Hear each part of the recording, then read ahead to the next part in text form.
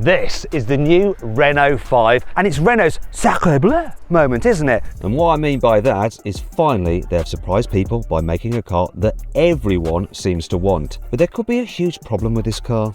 Is this car going to just end up as style over substance? Well, we're going to find out. But before we do, I need to explain this car's backstory, because this isn't the first Renault 5. Like the Mini and the Fiat before it, Renault has resurrected a long-dead model to capitalise on the huge demand for cool, retro throwback cars in a market saturated by generic-looking hatchbacks and SUVs. The original Renault 5 was brought to market in the 1970s, but was going to be called the Renault 2, or maybe the Renault 2. However, Renault thought so much of their car, the marketing department decided 2 wasn't a grand enough number with that, and so the Renault 5 was born. Launched with the choice of a 782cc engine producing 33.5 horsepower or a larger 956cc engine making a whopping 44 horsepower, you wouldn't exactly be setting any land speed records.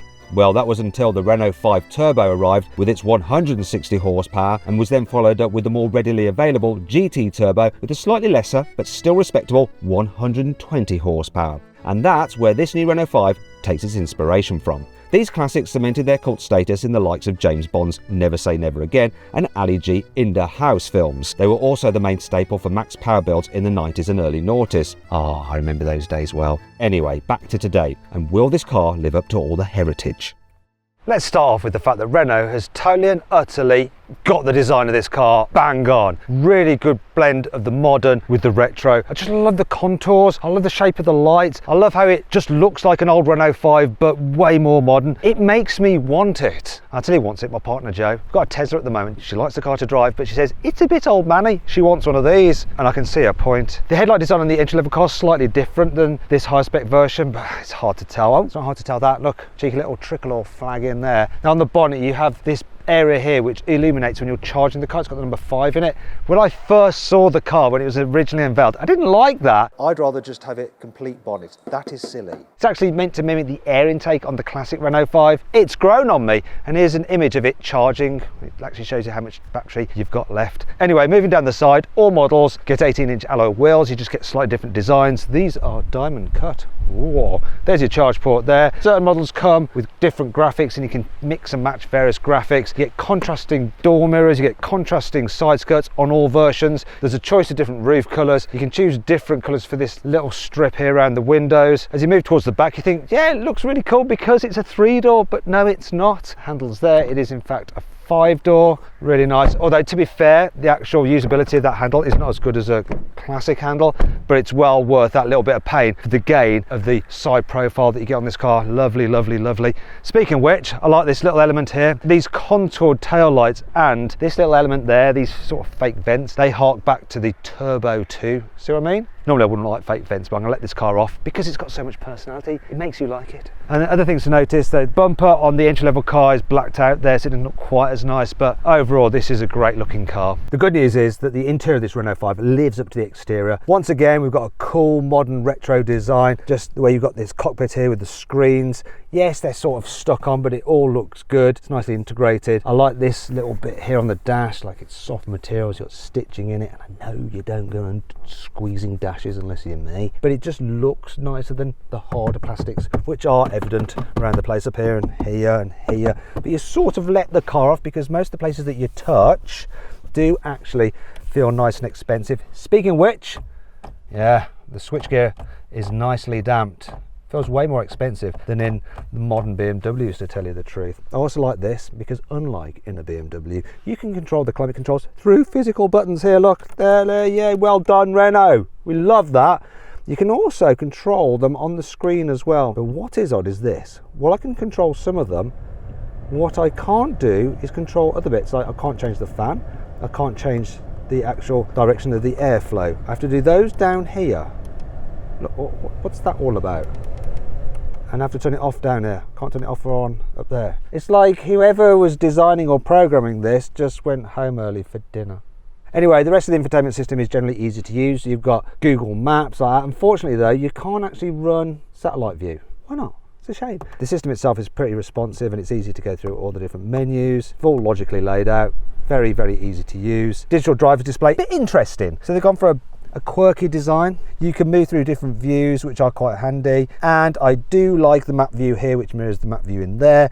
What is a bit odd is that you have this little line there where it shows your speed. Now we have to do a cut away from when I was driving because it actually shows like a speed mark, and then your numbers are sometimes just recessed behind this line. It's kind of a bit unnecessary design really, and I don't need to have the speed limit warning and then a little marker of where it is as well. But other than that, I do quite like the system. Now you can control most things through the steering wheel, once again easy to use, and on all but the entry-level car you get adaptive cruise control. It's a shame they didn't put it on all versions. Just like in a Porsche, you've got your driving mode select button here on the steering wheel. I don't know why Renault calls it multi-sense rather than mode.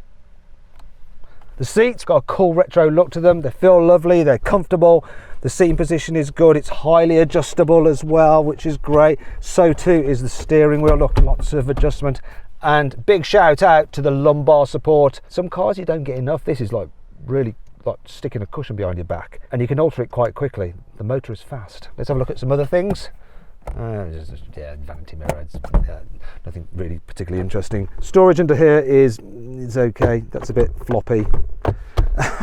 So you got cup holders there, and you can take out the divider. Now they're deep, a bit loose. Mind you, maybe do it that way, that's a bit better. The door bins are quite shallow, but they are big enough to hold a big bottle, and it'll wedge in there, so even when you brake, it won't come out and like get stuck underneath your brake pedal, which would be a very bad thing. We've got some storage there, I'm not sure about that, and then we've got wireless charging for your mobile phone. I don't know where my mobile phone is. I'd illustrate it if I had it. Unfortunately, it doesn't seem to have cooling. So look, no, there's no cooling. Shame. We've got two USB-Cs there, old school 12 volt socket, and then this recessed area there to put, I don't know what. One thing I really like is a square patterning on the headliner. It just gives this car character. Oh, why don't I just tell you about this little thing? So see if I can get it up. It's your digital voice assistant called Renault, spelled R-E-N-O. No, that's Google. Hey Renault. There he is. Hello, look. I actually call him Diamond Geezer because he's the Renault Diamond, but he can actually connect to things like ChatGPT, so you can ask him questions and he'll give you the answer. Sometimes the answer will be wrong, you know, like with ChatGPT, so it's fully authentic. It's also quite intuitive. So I was driving this car earlier in the morning and the windscreen was starting to fog up. I didn't really think about it, and he said, oh wait a minute, it looks like your windscreen's going to fog up, shall I just put the demister on? So I was like, yes, thank you very much, you were on that before me. Unfortunately I had the climate control off and he wasn't able to turn on the climate control to do what he said he was going to do, but there we go, at least he tried. So Renault has nailed the design both inside and out, but there's one area where it has slightly shot itself in the foot. You see, by keeping a small overall size, rear passenger space is compromised. It's a real shame. You can probably see, look, I've got no knee room, and this seat is in my usual driving position. What would it be like with someone taller? Jack, do you want to have a quick look? See, I'm going to put on my Meta glasses and you can see what's going to happen to me. Are you comfy? Need a little more. Go on, a bit more. Are you all right? Is that how you normally drive? Yeah. Okay, no, I can't live with this at all. What's making matters worse is that I like to have my seat quite low down, and there really isn't much space underneath this seat at all. And this is the kind of trade-off you make when you build an electric car. The large battery pack has to go somewhere, and in the case of mass-produced cars such as this, it's usually underneath the floor in what is known as a skateboard design. The reason they do this is to keep the centre of mass as low as possible so the car drives nicely. These platforms are also shared across a number of models to help save money. In the case of this Renault, the car is built on their new Ampere Small platform and will be used in the upcoming Renault 4, Alpine A290 and future Twingo. But the underfloor battery isn't all to blame for the lack of space back here, as you can see when there's 3 people in the back. Look at your legs. I don't think we need to wear seatbelts, do we? Look at his legs. This is actually the best seat in the house, bizarrely. Okay, you all can get out. Go on. Okay. Yeah, that's it. Out you get. Storage isn't great back here either. There are no rear door bins. You do have some plugs on the seat backs, which I can't really show you because my legs are too much in the way. And where are the USB-C charging ports? What? Where are they? But the windows don't even go all the way down, do they? Kel surprise. It looks cool though in here, it looks cool, just doesn't feel particularly cool. Fitting a baby seat in this car isn't particularly easy either. The doors don't open very wide and the lack of space back there makes fitting a rear-facing seat a bit of a chore. You'll also need to move the front passenger seat forward to get it in. And there's some other really annoying things which I'll tell you about later in the video. But first, let's find out if the boot space is better than the space in the back seats. Thankfully it is. The capacity is 326 litres, which is about average for this kind of car, though it's not quite as large as a Hyundai Insta's boot. And if you want to see my full in-depth video review of that car, click on the pop-out banner in the top right hand corner of the screen or scan the QR code on screen now. So underneath here you have some storage for your cables and stuff, but apart from that, let's see how practical it is, and I'm going to test it with my carry-on suitcases there, although I'm not sure whether they're a bit too large for Ryanair, even though they are Ryanair colour. In fact, this is Ryanair colour, isn't it? Can I fit this other one in? If I can, that'll be quite good. I need to be able to get it underneath the load cover without that sticking up. So here's the test. That's a win. Success. Now let's see how easy it is to lift stuff out. Obviously quite easy because there's nothing in these, but you can probably see there's quite a large load lip there, so if these are really quite heavy, it could be a bit more problematic. Now let's fold down the rear seats. Just take this out. I wonder if that'll fit underneath there. If it does, you're geniuses, Renault. No, you're not geniuses. You're not. You didn't do that, did you? It's not too big though. We'll just leave it there for now. Fold down the rear seat.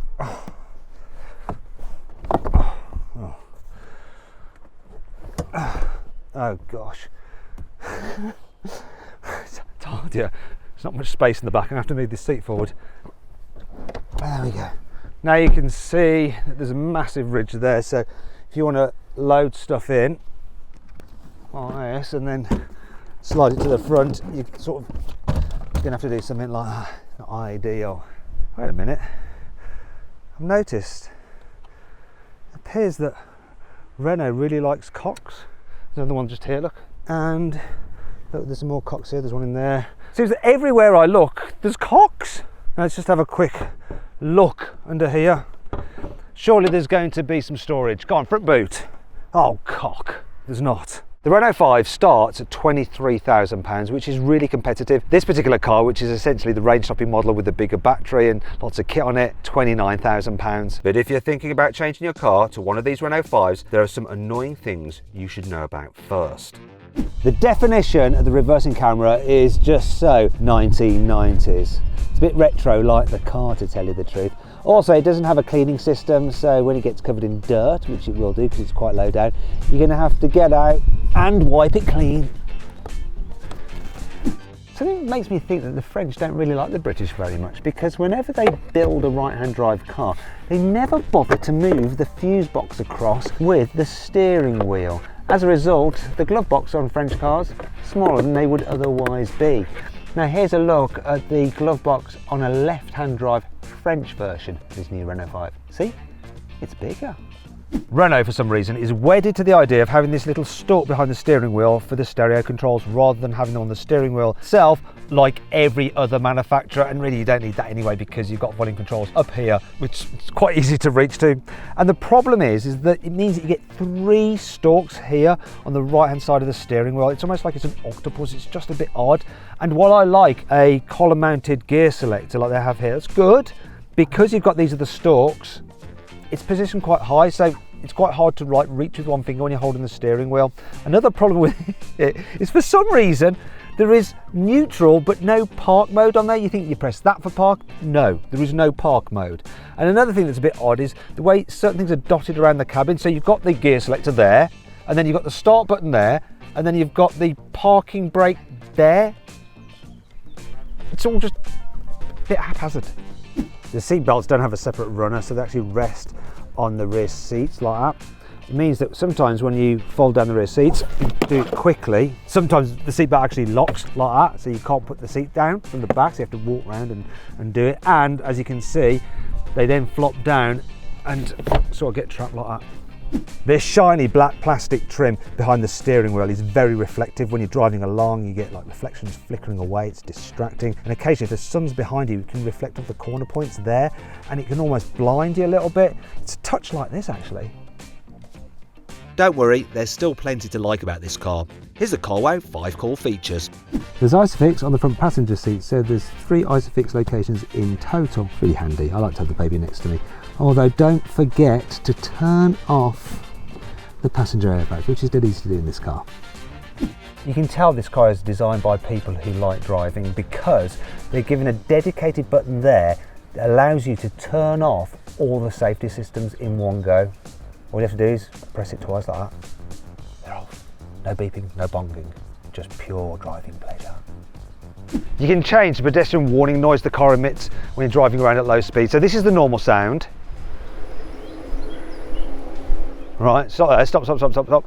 Now you can change it to something else called expressive. Ooh, and there is one more setting. Now it's actually composed by Jean-Michel Jarre. He's a Frenchman who did like kind of digital music, a bit like France's version of Hans Zimmer. You know how BMW uses Hans Zimmer for its kind of car sounds? Well, the French have gone and done that with their composer. Interestingly, Jean-Michel Jarre had the largest live concert in the world ever. It's like 3.5 million people in Moscow. Madness. Anyway, let's hear what he's composed for the Renault 5. Go.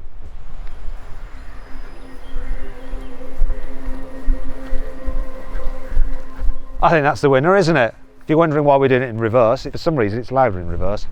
The car will grade your driving for safety and efficiency. So let's have a look at my safety score. It's 86 out of 100.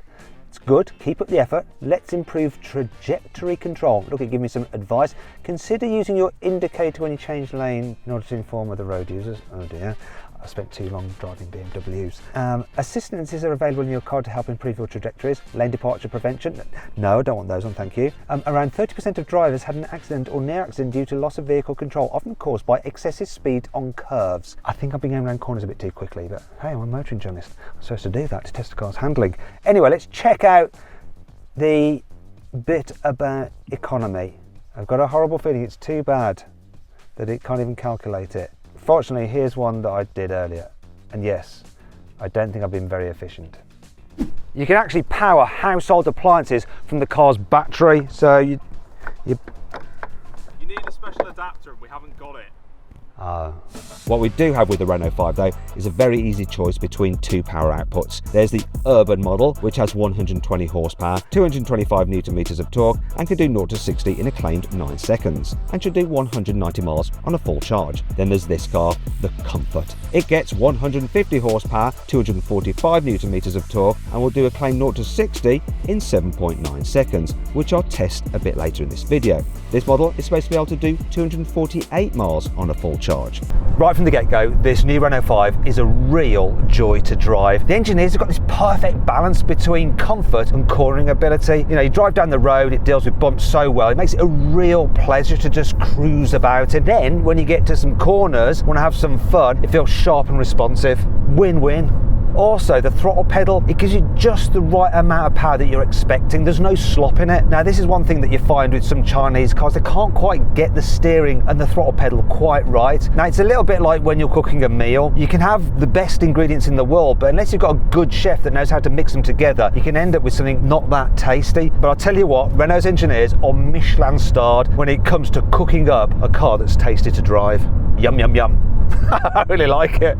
Now, full disclosure, I've always been a bit of a fanboy for Renault sporty models, so I always preferred the Renault 5 GT Turbo over the 205 GTI. Now, most motoring journalists won't agree with me, but that's how I feel. Also, the Renault Megane R26R is one of my favourite hot hatches ever. I remember going on the launch of the Ford Focus Mark II RS, thinking that was brilliant, and then I brought it back to the UK, and I put it head to head against the R26R, and then actually felt, oh my God, this Ford is nowhere near as good as the Renault. The Renault felt like a racing car, and you can just tell that Renault's put all that expertise that it's built up over the years into making this car good to drive. Now, there is one slight problem, and it's the brakes. So with electric cars, you often have this problem where they can feel grabby, and the reason for that is that the first part of your braking is regen effect. So it's actually the motor slowing down and putting energy back into the battery, and then you press the pedal a bit more, and then you get the actual friction brakes grabbing at the discs, and that bit can just, that transition can make the car feel jerky. So to prevent that from happening, Renault decided to actually make this car have brake-by-wire. So the braking is actually done by a computer program, depending on how you're pressing the pedal. And while it does eliminate that kind of grabby feeling, there's something just slightly unnatural about it. Takes some getting used to. It's not terrible, it's just that when the throttle and the steering is just so spot on, that stands out as being not quite perfect. In terms of performance, this car's got it going on as well. So this 150 model has plenty of get up and go, you put your foot down, and it's nippy enough for overtaking on the motorway. But what about when you want to accelerate from a standstill? This 150 version of the Renault 5 is supposed to do 0-60 in 7.9 seconds. Let's see what it can really do. Here we go, 3, 2, 1. Oh, the stability control killed that one.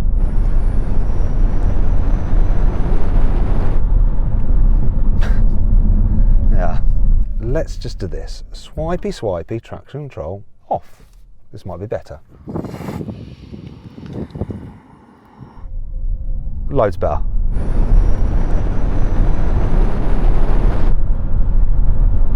Yes, success. Right, let's do a brake test from 60 miles an hour, hoping for around 35 meters. Let's go.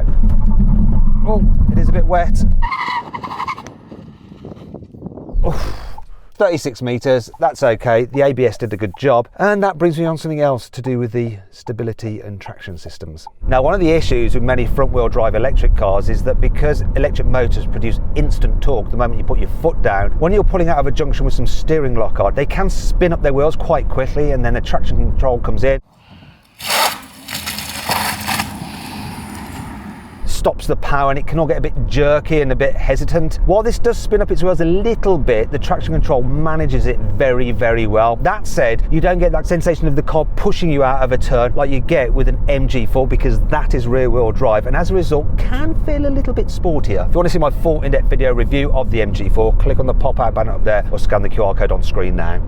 However, based on my recollection of the MG, I think this Renault 5 is a better drive overall. Now, at higher speed, it just seems a little bit more planted, a bit more grown up. It's also slightly quieter. You've got really good sound insulation. The only thing I can really notice is a little bit of wind whistle from up there. Hardly any road noise at all, though. Special mention, though, to the efficiency. So this car is averaging 4.2 miles per kilowatt hour, which is very, very good. When you multiply that out by the battery capacity of 52 kilowatt hours, you're looking at a real-world range of about 280 miles, which is pretty close, to be fair, to the claimed range of 252 miles. So well done, Renault. This car is really easy to drive in town as well. So it's agile, it's nimble, it's compact. Also, visibility is good, both forwards and backwards, even though the rear window is quite shallow. It's wide enough, you get a good view out of it. Also, the turning circle really helps as well. It's just 10.3 meters. It's almost like a blooming London cab. The only slight letdown is that you don't get full one pedal drive. So while you've got a B mode, which increases the regen braking a bit more aggressively, it won't bring the car to a complete stop. You do have to touch the actual brake pedal, and that's a bit of a shame for a car that's actually designed for mainly use in town, because just being able to control the car just using your one pedal is actually quite useful. That aside, overall I think Renault have absolutely nailed the way this car drives. I like it a lot. So then, what's my final verdict on the new Renault 5? Should you avoid it? Should you consider it? Should you shortlist it? Or should you just go right ahead and buy it? Well, as long as you don't need to carry people in the back of your car very often, I think you should go right ahead and buy the new Renault 5. C'est génial.